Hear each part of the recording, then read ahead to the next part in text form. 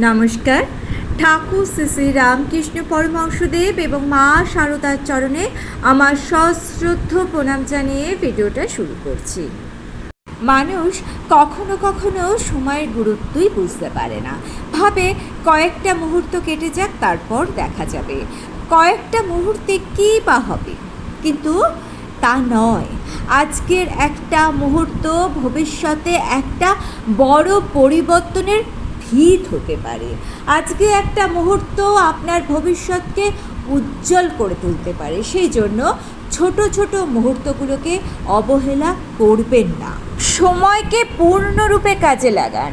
যদি আপনি কারোকে সাহায্য করতে চান এবং সেই কারণে আপনি থেমে থাকেন, তাহলে ঠিক আছে, কারণ আপনি কারোকে সাহায্য করে তার জীবনটাকে আরও ভালো, আরও শ্রেষ্ঠ করে তুলতে চাইছেন। আর এই পূর্ণ কাজ যদি আপনি করতে পারেন, তাহলে সেই পূর্ণ কাজ কিন্তু আপনার কাছেই ফিরে আসবে আর আপনার জীবনকে সুন্দর করে তুলবে, শুভ করে তুলবে।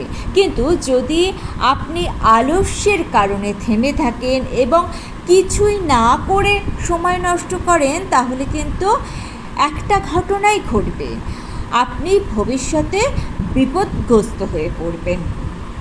সেই জন্য এটা বোঝা প্রয়োজন কখন থামতে হবে এবং কেন থামতে হবে। যদি আপনার কারণ অনুচিত হয়ে থাকে, তাহলে আপনার ভবিষ্যতে ভালো হবে না। সেই জন্য সময়কে সম্মান করুন এবং পূর্ণ ব্যবহার করতে শিখুন। আমাদের জীবন 3টি চক্রে বিভক্ত: অতীত, বর্তমান এবং ভবিষ্যৎ। সব থেকে গুরুত্বপূর্ণ হচ্ছে অতীত এবং ভবিষ্যৎকাল, কারণ এই দুয়ের ওপর নির্ভর করছে আপনার বর্তমান। এর জন্য প্রয়োজন সঠিক দৃষ্টিভঙ্গি। অতীতকালে আপনি হয়তো দুঃখ, যন্ত্রণা সবই ভোগ করেছেন, কিন্তু অন্য দৃষ্টিভঙ্গি থেকে যদি আপনি দেখেন, তাহলে দেখবেন অতীতকাল থেকেও, মানে আপনার দুঃখ যন্ত্রণা থেকেও আপনি কিছু শিক্ষা লাভ করবেন এবং এই শিক্ষা অনুসারেই আপনি বর্তমানে কর্ম করবেন। অর্থাৎ অতীতের শিক্ষা লাভ করে বর্তমানে কর্ম করা উচিত। আর যদি ভবিষ্যতের কথা বলি, তাহলে বলবো ভবিষ্যতের কথা ভেবে আজ আপনি অবশ্যই চিন্তিত হতে পারেন। আবার অন্যদেরকে ভবিষ্যতের কথা ভাবলেই আপনি বুঝতে পারবেন আপনি কি লাভ করতে চান এবং সেই অনুসারে বর্তমানে কিন্তু কর্ম করা উচিত। অর্থাৎ অতীত ও ভবিষ্যৎ অনুসারে আপনি যদি কর্ম করেন, তাহলে বর্তমানের দিনগুলি আপনি নতুনভাবে বাঁচতে পারবেন।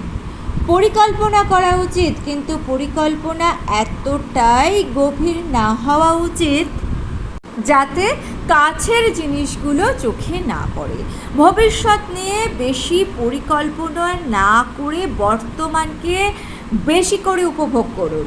বিপদ আপদ আপনাকে সন্ত্রস্ত করে রাখতে পারে, কিন্তু এই বিপদ প্রত্যেকের জীবনে থাকে। বিপদ আপনাকে দেখায় আপনার মধ্যে কী খামতি রয়েছে, কেন রয়েছে।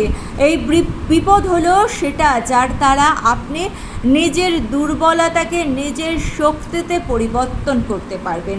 বিপদে ভয় পাবেন না, এর মুখোমুখি হন। বিপদের মুখোমুখি হলেই জীবনকে বুঝতে পারবেন। যদি জীবনকে বুঝতে পারেন, তাহলে এই বিপদকে আপনি সম্পদে পরিণত করতে পারবেন।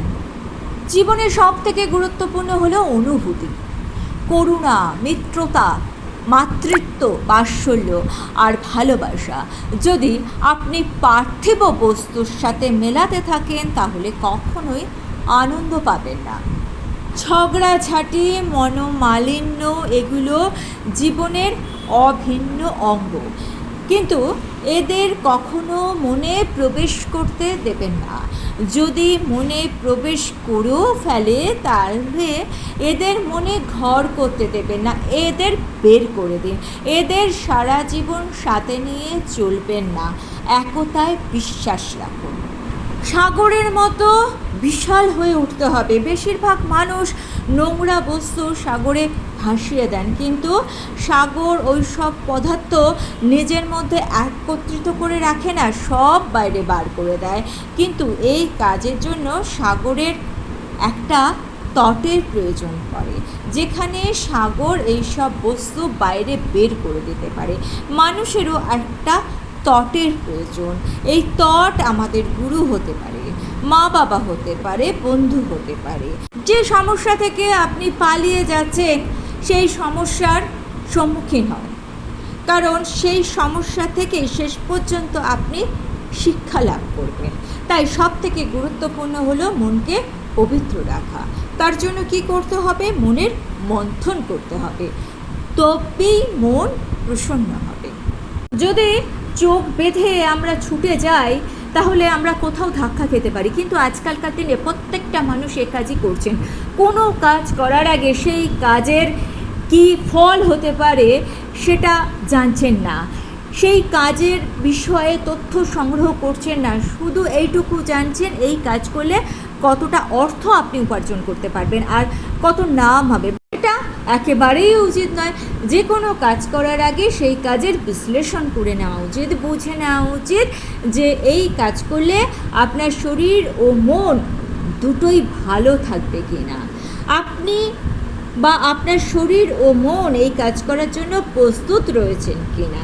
যদি প্রস্তুত না থাকেন তাহলে নিজেকে শুধরে নেন, তারপর সেই কাজ করুন। আমরা সবাই জীবনে সামনে এগোতে চাই, কিন্তু কখনো কখনো এমন হয় যে আমরা আমাদের লক্ষ্যটা দেখতেই পারি না, আমরা চিন্তিত হয়ে পড়ি, ব্যথিত হয়ে পড়ি, কিছু বুঝতে পারি না, মন অশান্ত হয়ে যায়। এক্ষেত্রে যদি আপনি থেমে যান তাহলে নিজের পথ ও লক্ষ্য থেকে সরে যাবেন। সেই জন্য চলতে থাকুন, থামবেন না, চলতে থাকুন। দেখবেন পরবর্তী পথ আপনা থেকেই আপনার সামনে আসবে, কারণ আপনার দৃষ্টির সীমা থাকতেই পারে কিন্তু দৃষ্টিভঙ্গির সীমা নেই। পথের সীমারেখা থাকতেই পারে কিন্তু সেই পথে চলার সাহসের সীমা নেই। সেই জন্য নিজেকে অসীমিত করে তুলুন, এই সীমারেখা আপনা থেকে দূর হয়ে যাবে। লক্ষ্য আপনি নিজে থেকেই দেখতে পারবেন। কিছু সম্পর্ক আমরা জন্মসূত্রে লাভ করি, যেমন পরিবার, মা বাবা। কিছু সম্পর্ক আমরা অর্জন করি। এই সম্পর্ক লাভ করার 5টি ধাপ রয়েছে। প্রথম ধাপ কোনো ব্যক্তির সাথে আলাপ হওয়া, দ্বিতীয় ধাপ সেই ব্যক্তিকে ভালো লাগা, তৃতীয় ধাপ জীবনে সেই ব্যক্তিকে বন্ধুরূপে চাওয়া, চতুর্থ ধাপ সেই ব্যক্তিকে ভালোবাসা এবং পঞ্চম ধাপ সেই ব্যক্তিকে লাভ করা।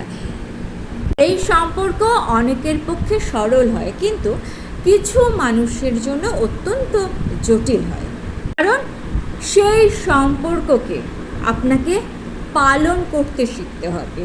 সেই সম্পর্ককে যদি আপনি সম্মান দিতে পারেন তাহলে জীবনটা আপনার স্বর্গ হয়ে উঠবে। জীবনে বিপদও আসে, কঠিন পরিস্থিতিও আসে। বিপদ এবং কঠিন পরিস্থিতিকে একটা সুযোগ হিসাবে দেখার চেষ্টা করুন। আপনার জন্য এই সংসারটা বদলে যাবে, সংসারকে দেখার দৃষ্টিভঙ্গি বদলে যাবে, আপনার ভাগ্য বদলে যাবে। মূল্যবান বস্তুর অপব্যবহার করা অনুচিত। মানুষ এই সংসারের সর্বশ্রেষ্ঠ প্রাণী এবং মানুষের শরীর সব থেকে মূল্যবান। সেখানে যদি আপনি নিজের শরীরের যত্ন না নেন তাহলে আপনি কিন্তু ভুল করবেন, আপনিও সেক্ষেত্রে কিন্তু মূল্যবান বস্তুর অপব্যবহার করছেন। আমাদের এই মহামূল্যবান মানব শরীর দিয়ে আমরা অনেক ভালো কাজ করতে পারি, যার দ্বারা আশেপাশের মানুষেরও ভালো হয়। তাই সংকল্প নিন, মানব শরীরের সদ্ব্যবহার করুন। এই সংসারের সবথেকে বড় শক্তি হচ্ছে হাসি। যদি এমন জায়গায় হাসতে পারেন যেখানে হাসি অসম্ভব, তাহলে জানবেন এই সংসারে কেউ আপনাকে হারাতে পারবে না। এই হাসি মুখ সংসারে যে কোনো অভাব দূর করে, বিশ্বাসের অভাব, হতাশার অভাব দূর করে। এই শক্তি আপনার থেকে কেউ কাটতে পারবে না। এই শক্তি যদি আপনার কাছে থাকে তাহলে অন্য কোনো শক্তি আপনাকে বাধা দিতে পারবে না। বিশ্বের মতো প্রতিজ্ঞা করবেন না। যদি করেও থাকেন এবং দেখেন যে সেই প্রতিজ্ঞার জন্য সংসারে অমঙ্গল হচ্ছে, সংসার বিপথে যাচ্ছে, তাহলে সেই প্রতিজ্ঞা ভেঙে ফেলুন। সময়ের সাথে সাথে নিজেকে পাল্টে ফেলতে হবে, না হলে এই প্রতিজ্ঞাই আপনাকে কুকর্ম করাবে। জীবনে এই মহামূল্যবান তথ্যগুলোকে কাজে লাগান। জীবন সুন্দর হয়ে উঠবে, সফল হয়ে উঠবে, আপনি শান্তিতে থাকবেন। আর ভিডিওটা ভালো লেগে থাকলে চ্যানেলটিকে সাবস্ক্রাইব করে নিয়ে পাশে থাকা বেল আইকনটা প্রেস করে দিয়ে অল অপশানটা ক্লিক করে দেবেন, তাহলে যখনই নতুন কোনো ভিডিও আপলোড করব তার নোটিফিকেশন আপনাদের কাছে পৌঁছে যাবে। ঠাকুর ও মায়ের চরণে প্রণাম জানিয়ে আজকে এই পর্যন্তই। Thanks for watching.